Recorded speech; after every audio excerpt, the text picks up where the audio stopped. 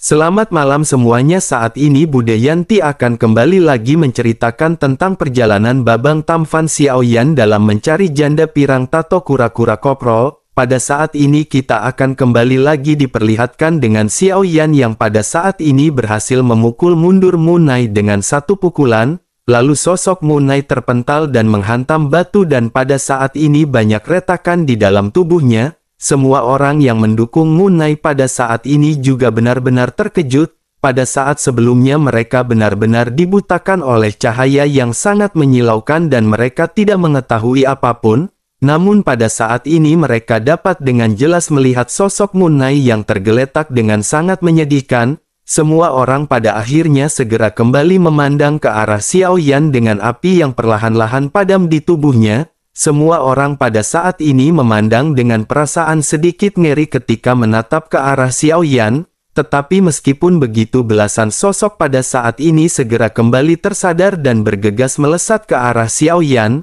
Mereka pada saat ini segera mengepung Xiaoyan dengan ekspresi yang sangat ganas, sementara itu Xiaoyan pada saat ini masih terlihat cuek dan tidak panik sama sekali. Sebaliknya pada saat ini tidak ada sedikit pun ketakutan di mata Xiaoyan. Semua orang yang mengelilingi Xiaoyan pada saat ini benar-benar sedikit gemetar melihat ekspresi yang ditampilkan oleh Xiaoyan. Bagaimanapun juga Munai adalah yang terkuat di antara mereka dalam hal kekuatan, tetapi Munai benar-benar telah dipukul mundur oleh sosok Xiao Feng dalam satu kali pukulan. Meskipun mereka pada saat ini berinisiatif untuk menghantam Xiaoyan tetapi mereka juga sedikit jiper. Sementara itu Xiaoyan pada saat ini segera mengambil sedikit langkah ke depan dan belasan orang juga seketika mundur. Xiaoyan sedikit tertegun ketika melihat orang-orang ini yang awalnya bertingkah sangat ganas tetapi sekarang benar-benar mundur. Xiaoyan pun tersenyum sebelum akhirnya kembali melangkah maju dan belasan orang pada saat ini segera membuat jalan. Mereka membiarkan Xiaoyan melewati mereka karena sepertinya tujuan Xiaoyan pada saat ini adalah Munai. Xiaoyan pun perlahan berjalan menuju ke arah Munai yang pada saat ini masih terjebak di dinding batu. Munai berpegangan dan membuka matanya menatap ke arah Xiaoyan yang berjalan perlahan. Ketakutan dan kepanikan di matanya pada saat ini benar-benar terlihat membuat semua orang terkejut. Munai pada akhirnya segera membuka mulutnya dan berkata bahwa dirinya benar-benar telah melakukan kesalahan kepada Xiao Feng sebelumnya. Oleh karena itu pada saat ini dirinya benar-benar ingin meminta maaf kepada Xiao Feng. Munai pada saat ini benar-benar ketakutan dengan serangan singkat yang sebelumnya dilesatkan oleh Xiaoyan. Sementara itu Xiaoyan pada saat ini berdiri di hadapan Munai dengan senyum di wajahnya. Bersamaan dengan hal tersebut Xiaoyan pada saat ini segera melihat ke telapak tangannya di mana ada 3 titik bekas luka yang terlihat jelas. Xiaoyan menyadari bahwa ini adalah 3 titik tanda dari kebencian terbesar yang dimiliki oleh Xiao Feng sebelumnya. Jika Xiaoyan telah menyelesaikan dendam pribadi milik Xiao Feng sepertinya titik-titik ini akan segera menghilang. Xiaoyan pada akhirnya kembali menoleh ke arah Munai dan segera menirukan apa yang pernah dilakukan oleh Munai kepada Xiao Feng. Xiaoyan pun tersenyum sinis sebelum akhirnya berkata bahwa Xiaoyan mendengar Munai memiliki banyak koin roh naga di tangannya. Jika Munai menyerahkan semuanya hari ini maka Xiao Feng pada saat ini akan mengampuni nyawanya. Mendengar hal ini pupil mata dari Munai seketika tiba-tiba menyusut. Kalimat ini benar-benar terdengar sangat familiar baginya karena kalimat ini juga yang diucapkan oleh Munai kepada Xiao Feng pada saat itu. Munai pun tersenyum pahit sebelum akhirnya dirinya terbatuk 2 kali dan darah segera mengucur dari sudut mulutnya. Munai pada saat ini benar-benar terluka parah dan adegan ini tampak seperti reinkarnasi tetapi dengan protagonis yang telah tertukar. Xiaoyan pada saat ini masih menirukan nada bicara dari Munai dan berkata bahwa dirinya akan memberi Munai 3 tarikan nafas. Munai bisa segera berpikir dan memutuskan apa yang pada saat ini akan dilakukan oleh Munai. Xiaoyan pada saat ini masih terus mengucapkan apa yang pernah dikatakan oleh Munai kepada Xiao Feng. Semua perkataan ini benar-benar persis dengan apa yang dikatakan oleh Munai sebelumnya. Munai pada akhirnya hanya bisa tersenyum pahit sebelum akhirnya sebuah kartu segera muncul di tangan Munai. Xiao Yan pada akhirnya segera mengangkat tangannya untuk menerima 5.000 koin roh naga yang berada di kartu Moon Knight. Setelah itu Xiao Yan lanjut berkata bahwa dengan nilai ini hal tersebut benar-benar tidak cukup untuk menebus nyawa Moon Knight. Moon Knight pun pada saat ini sedikit terkejut sebelum akhirnya berkata kepada Xiao Yan bahwa dirinya hanya punya segitu banyak di tangannya. Seperti yang Xiao Feng tahu, berlatih di aliansi Dou-Xian sangat membutuhkan sumber daya, oleh karena itu pada saat ini hanya itulah jumlah yang dimiliki oleh Moon Knight. Mendengar hal tersebut Xiao Yan pada akhirnya kembali menatap ke arah telapak tangannya. Pada saat ini masih ada 3 titik hitam di tangan Xiao Yan dan Xiao Yan segera menyadari sesuatu. Tampaknya pada saat ini meskipun Xiao Yan telah membalas apa yang dilakukan oleh Moon Knight, titik hitam ini masih belum menghilang. Xiao Yan pada akhirnya berpikir tampaknya jika untuk menghilangkan titik tersebut maka Xiao Yan harus membunuh Moon Knight. Pada akhirnya nyala api pada saat ini segera kembali menyala di tangan Xiao Yan. Setelah itu api ini pun seketika mengembun menjadi teratai api fearless. Niat membunuh juga pada saat ini segera muncul di mata Xiao Yan ketika Xiao Yan kembali menatap ke arah Moon Knight. Sementara itu Moon Knight pada saat ini juga merasakan niat membunuh yang datang dari Xiao Yan. Moon Knight pada akhirnya segera bertanya apa yang ingin dilakukan oleh saudara Xiao Feng. Dirinya telah memberinya koin roh naga dan apakah dirinya pada saat ini akan menarik kembali kata-katanya? Menanggapi hal tersebut Xiao Yan pada saat ini tersenyum sebelum akhirnya segera lanjut mulai berbicara. Xiao Yan berkata, bukankah ini adalah trik yang sering digunakan oleh senior Moon Knight? Terlebih lagi bukankah yang memiliki keputusan akhir adalah orang pemenang? Selain itu menurut Xiao Feng pada saat ini senior Moon Knight benar-benar tidak bisa mengalahkan Xiao Feng. Tampaknya aliansi Dou-Xian pada saat ini benar-benar telah membuang banyak sumber daya untuk sampah seperti senior Moon Knight. Jika begitu permasalahannya maka pada saat ini bukankah lebih baik bagi Xiao Feng untuk menghilangkan sampah yang berserakan di aliansi Dou-Xian? Oleh karena itu pada saat ini tolong maafkan Xiao Feng karena senior Moon Knight benar-benar harus mati. Moon Knight pun segera menggertakkan giginya dan matanya pada saat ini tiba-tiba menjadi merah. Dadanya yang cekung pada saat ini mulai pulih dengan sangat cepat. Aura yang awalnya tertekan juga mulai melonjak dan pada saat ini Moon Knight benar-benar kembali bangkit. Menyadari hal tersebut Xiao Yan yang hendak melemparkan teratai api juga pada saat ini sedikit terkejut. Xiao Yan merasakan sesuatu yang aneh sebelum akhirnya tubuh Xiao Yan pada saat ini tiba-tiba mundur. Xiao Yan segera menatap ke arah sosok Moon Knight yang pada saat ini segera bertransformasi. Tubuhnya menjadi semakin besar dan pada saat ini sosok Moon Knight benar-benar tampak terlihat seperti serigala. Moon Knight yang terlihat seperti manusia serigala pada saat ini segera menatap tajam ke arah Xiao Yan. Tampaknya pada saat ini Xiao Yan benar-benar telah mendorong Moon Knight hingga pada batasnya dan harus membayar semua ini dengan nyawanya. Xiao Yan pada saat ini menyipitkan matanya dan berpikir bahwa Moon Knight ini hanya seorang tahap awal dari Dou-Xian bintang 9. Tentu saja dengan kekuatan milik Xiao Yan pada saat ini masih akan dapat dengan mudah untuk mengalahkan Moon Knight. Xiao Yan pun sedikit tersenyum dan Xiao Yan pada saat ini masih tampak terlihat sangat tenang. Sementara itu di sisi lain Moon Knight pada saat ini benar-benar tidak ingin membuang-buang banyak waktu. Dirinya mulai berteriak tajam ke arah Xiao Yan dan sumber origin abadi pada saat ini seketika melonjak.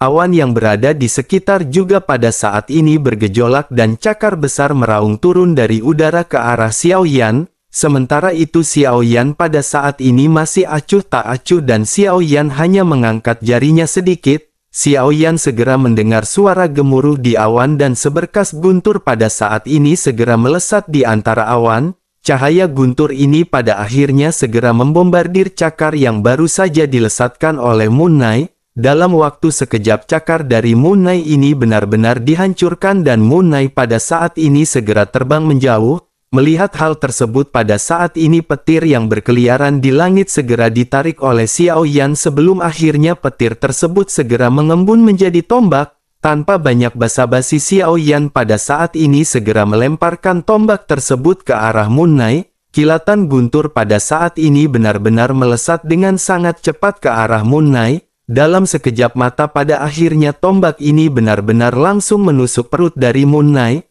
Sosok Moon Knight benar-benar tidak bisa berkutik dan pada saat ini hanya bisa terus mundur dan terus meraung ke arah Xiao Yan. Sementara itu Xiao Yan pada saat ini di sisi lain tidak ingin membuang banyak waktu untuk bertempur bersama dengan Moon Knight. Xiao Yan ingin menyelesaikan pertempuran ini sesegera mungkin dan Xiao Yan segera mengeluarkan telapak tangannya. Kekuatan yang dahsyat dari telapak Xiao Yan pada saat ini benar-benar segera membuat Moon Knight terpana. Selain itu yang terpenting pada saat ini ada beberapa benang hitam yang tidak terhitung jumlahnya yang mulai melilit di depan mata Moon Knight. Bersamaan dengan hal tersebut Xiao Yan juga pada saat ini melesatkan lingkaran cahaya dari di matanya. Hal itu kembali membuat Moon Knight pada saat ini seketika buta untuk sementara waktu.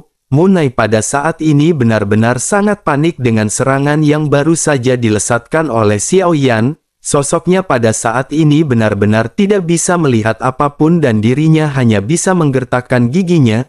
Namun setelah beberapa tarikan nafas pada akhirnya penglihatan Moon Knight pada saat ini segera kembali. Namun baru saja Moon Knight bisa melihat sekeliling pada saat ini keterkejutan kembali melonjak di matanya. Tiba-tiba Moon Knight menunjukkan kepalanya dan dua butir tetesan darah segera mengucur dari sudut matanya. Dirinya pada saat ini seketika juga melihat tubuhnya yang benar-benar telah terputus di bagian pinggang. Sayatannya benar-benar terlihat sangat rapi dan pada saat ini cairan merah marjan tiba-tiba muncrat. Moon Knight pada akhirnya dengan keras segera mengeluarkan banyak tegukan cairan merah.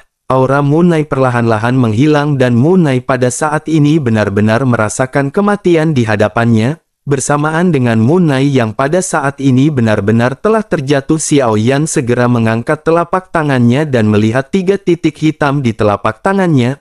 Pada saat ini Xiao Yan bisa melihat hanya tersisa 2 titik hitam dan Xiao Yan menghela nafas. Satu dari kebencian Xiao Feng benar-benar telah dituntaskan oleh Xiao Yan dan pada saat ini hanya tinggal 2 permasalahan yang harus dihadapi oleh Xiao Yan. Xiao Yan pada akhirnya bergumam di dalam hatinya bahwa salah satu keinginan lama dari Xiao Feng telah terpecahkan.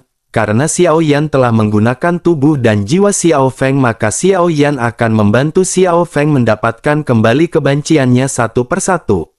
Pada saat ini yang tersisa dari kebencian Xiao Feng adalah wanita gemuk yang sangat jelek yang sebelumnya ditemui oleh Xiao Yan. Sementara itu yang lainnya adalah sosok orang yang secara misterius menyedot Xiao Feng ketika bertugas dari aliansi Dosian. Xiao Yan pada saat ini masih belum bertemu dengan sosok yang menyedot kekuatan Xiao Feng dan yang lainnya pada saat itu.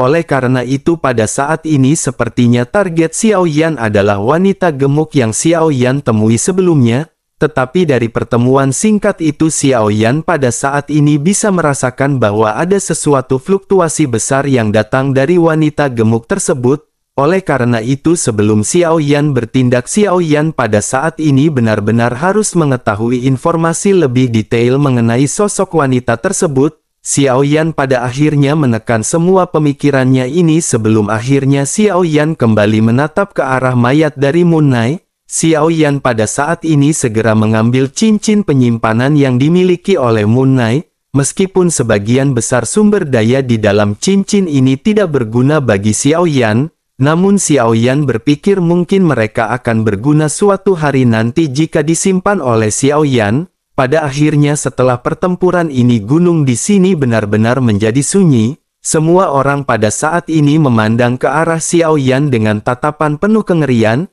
Xiao Yan juga berbalik ke arah orang-orang yang mengikuti Moon Knight sebelumnya dan Xiao Yan pada saat ini segera berbicara perlahan. Xiao Yan bertanya apakah ada di antara mereka yang pada saat ini ingin dikubur bersama dengan Moon Knight. Begitu kata-kata ini keluar perlahan dari mulut Xiao Yan semua orang benar-benar gemetar. Mereka telah melihat kematian tragis dari Moon Knight dan wajah mereka pada saat ini tiba-tiba menjadi pucat. Pada akhirnya mereka hanya bisa menundukkan kepala masing-masing dan bahkan tidak berani menatap Xiao Yan. Melihat semua orang yang pada saat ini tidak berani membuat masalah Xiao Yan pada akhirnya memutuskan untuk berhenti banyak basa-basi. Xiao Yan pun menghela nafas sebelum akhirnya bergerak dan duduk bersila di platform yang paling dekat dengan puncak gunung ketujuh. Xiao Yan pun perlahan-lahan segera menutup matanya dan pada saat ini Xiao Yan bersiap untuk menyerap sumber origin abadi. Xiao Yan tahu bahwa kekuatannya masih jauh dari cukup karena saat menghadapi aliansi Dou-Xian, Xiao Yan benar-benar bisa merasakan banyak aura kuat yang tersembunyi di dalamnya.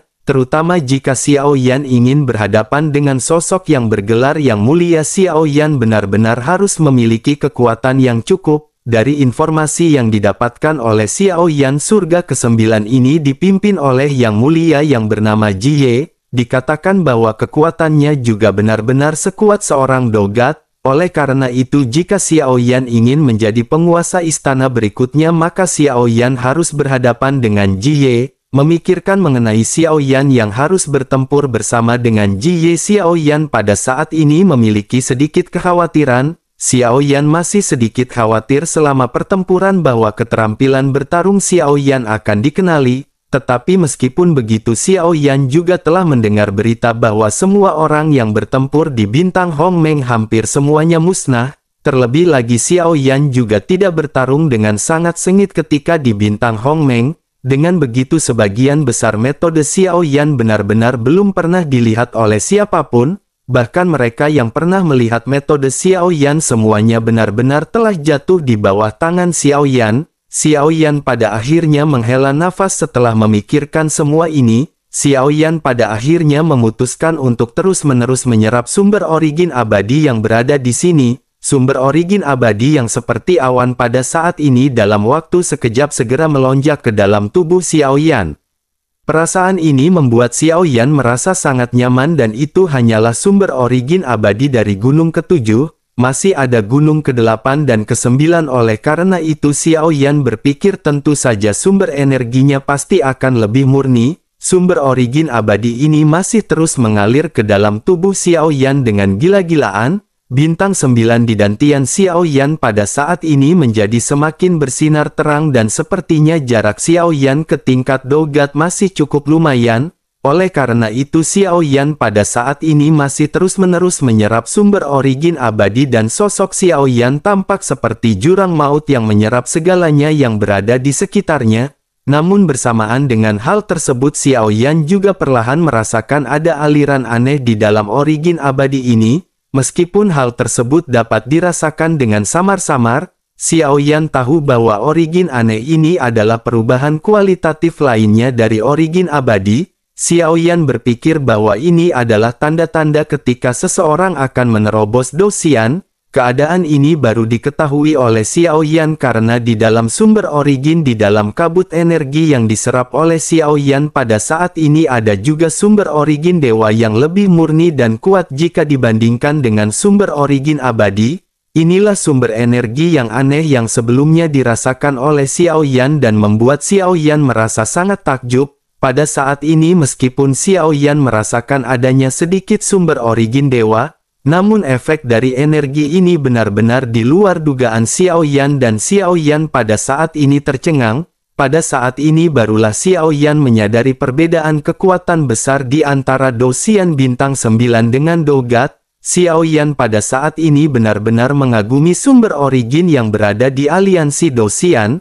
Meskipun Xiao Yan membenci aliansi Dou-Xian, tetapi hal seperti ini benar-benar tidak bisa luput dari rasa kagum Xiao Yan. Sudut mulut Xiao Yan pun sedikit terangkat dan berpikir bahwa aliansi Dou-Xian ini benar-benar tempat yang sangat baik bagi Xiao Yan untuk berlatih.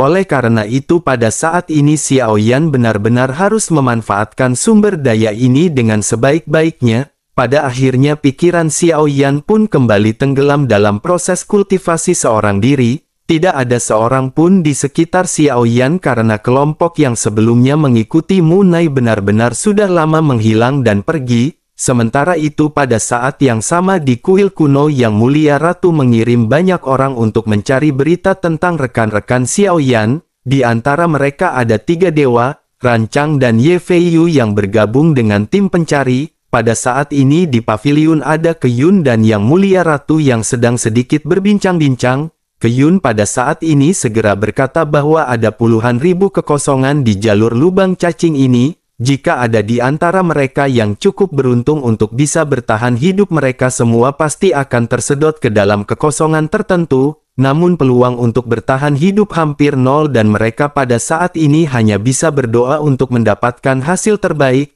Namun meskipun begitu, pada saat ini ada sedikit kekhawatiran di benak dari Keyun. Keyun khawatir dengan pencarian seperti ini hal tersebut akan meningkatkan beberapa bahaya yang tidak diperlukan. Mendengar hal tersebut, Sang Ratu pada saat ini segera mulai berbicara perlahan. Sang Ratu berkata bahwa jika ada bahaya maka bahaya tersebut pastilah akan ditimbulkan oleh saudara ke-9 sendiri. Mendengar hal tersebut, Keyun pun menunjukkan keraguan dan kebingungan sebelum akhirnya segera bertanya kepada Sang Ratu. Keyun bertanya apa yang pada saat ini dimaksud oleh Yang Mulia Ratu. Identitas dari saudara ke-9 ini memang agak aneh dan dengan temperamennya dirinya benar-benar ingin tahu sebenarnya siapakah identitas sebenarnya dari saudara ke-9. Keyun pun merenung sejenak sebelum akhirnya Keyun pada saat ini segera teringat bahwa dirinya telah memberi beberapa harta bersama dengan Liuer kepada Xiaoyan. Pada akhirnya Keyun pun menceritakan hal tersebut kepada Yang Mulia Ratu. Yang Mulia Ratu pun tersenyum sedikit dan mengangguk setelah mendengar perkataan dan pertanyaan yang dilontarkan oleh Keyun. Pada akhirnya Yang Mulia Ratu pun segera berkata bahwa untuk pertanyaan dari Keyun, tentu saja saudara ke-9 adalah reinkarnasi asli dari Yang Mulia. Bahkan temperamen yang dimiliki oleh saudara ke-9 juga benar-benar sangat mirip dengan Yang Mulia. Keyun pun seketika terdiam dan ragu-ragu untuk berbicara. Melihat ekspresi Keyun ini, Yang Mulia Ratu kembali tersenyum dan berkata bahwa Keyun telah menebaknya dengan benar. Keyun pada akhirnya semakin ternganga sebelum akhirnya tanpa sadar segera bertanya apakah saudara ke-9 benar-benar reinkarnasi dari Yang Mulia. Mata Keyun pada saat ini menyusut tajam dan wajah Keyun benar-benar dipenuhi dengan keterkejutan. Keyun sebenarnya sudah membuat tebakan sebelumnya mengenai identitas dari Xiaoyan, namun tetap saja tebakan itu hanyalah sebuah tebakan di benak Keyun.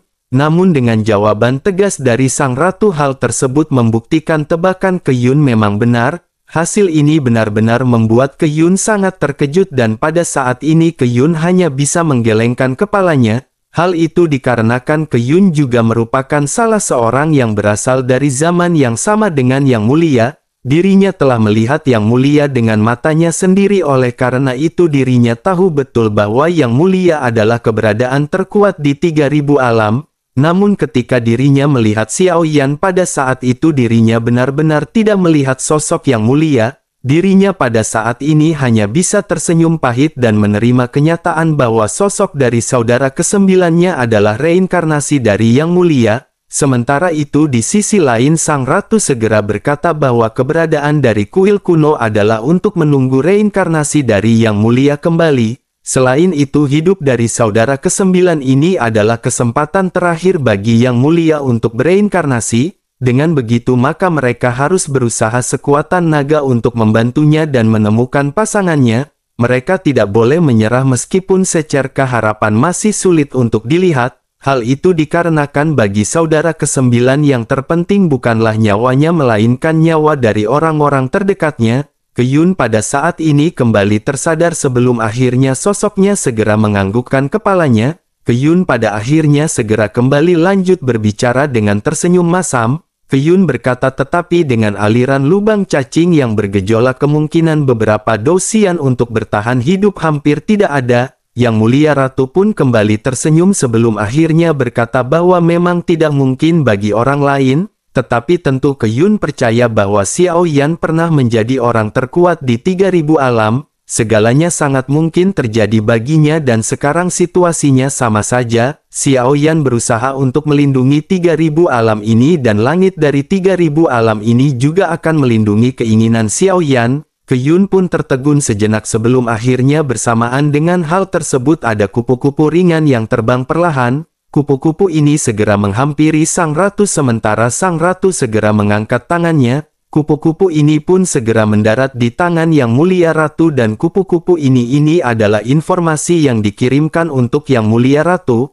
Melihat hal ini, Keyun yang menyadari hal tersebut juga buru-buru bertanya apakah ada sebuah berita. Yang Mulia Ratu pun sedikit mengangguk dan pada saat ini segera berkata bahwa mereka telah menemukan seseorang bernama Long Yi, tetapi dirinya telah terluka dengan sangat parah dan rancang sedang membawanya dalam perjalanan pulang. Keyun pada saat ini mendecakkan lidahnya berkali-kali karena tidak menyangka masih ada seorang dosian yang bisa bertahan hidup.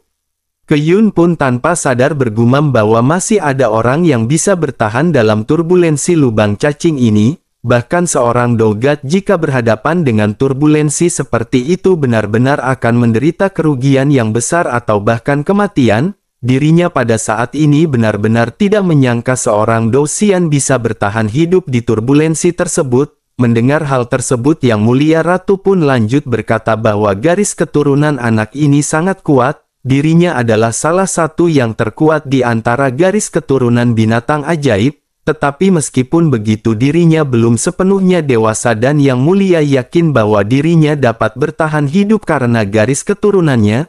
Selain itu Rancang juga menemukan Long Yi di tanah bangkai binatang-binatang. Dengan begitu pasti Ling Yi telah diselamatkan oleh monster yang kuat. Namun Yang Mulia Ratu pada saat ini masih ingin tahu monster kuat macam apakah yang bisa bertahan di dalam turbulensi. Bahkan seorang dogat pun akan kesulitan menyelamatkan orang dari turbulensi lubang cacing. Jika begitu permasalahannya, bukankah kekuatan dari monster ini benar-benar sangat kuat dan misterius? Mendengar hal tersebut, Keyun pada saat ini hanya bisa terdiam dan menggelengkan kepalanya. Sesaat kemudian Keyun pada saat ini teringat sesuatu yang diucapkan oleh Xiao Yan. Keyun teringat bahwa pada saat sebelumnya Xiao Yan benar-benar berniat untuk menyelamatkan istrinya. Pada akhirnya Keyun segera berkata kepada Yang Mulia Ratu bahwa saudara ke-9 tampaknya telah memiliki beberapa istri. Wajah sang ratu tiba-tiba menjadi pucat dan alisnya pada saat ini berkerut ketika mendengar informasi dari Keyun. Sang ratu pun tanpa sadar segera bertanya dengan serius, apakah ini serius? Keyun pun buru-buru mengangguk dan Keyun merasakan sedikit kengerian ketika melihat ekspresi sang ratu. Wajah Keyun pada saat ini menjadi sangat muram melihat sang ratu yang menampilkan keterkejutan. Ini bukanlah ekspresi yang pernah dilihat oleh Keyun sebelumnya dan Keyun pada saat ini benar-benar merasa khawatir.